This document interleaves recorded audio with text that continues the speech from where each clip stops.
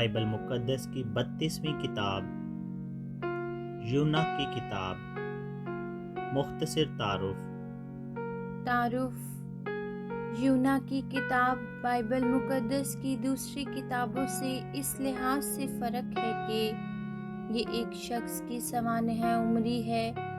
ये एक नबी की जुर्रत आजमाई का बयान है जिसने खुदा की हुक्म अदूली करने की कोशिश की।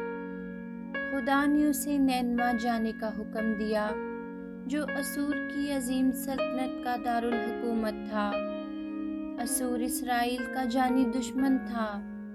यूना खुदा का पैगाम लेकर वहां जाना नहीं चाहता था क्योंकि उसे यकीन था कि खुदा उस शहर को बर्बाद और नेस्त करने की धमकी पूरी नहीं करेगा। कई ड्रामाई वाक़यात के बाद उसने बादिले नाख्वास्ता खुदा के हुक्म की तामील की, मगर जब उसके पैगाम के मुताबिक ना हुआ कि शहर तबाह व बर्बाद हो जाएगा तो वो बेजार और खामोश हो गया।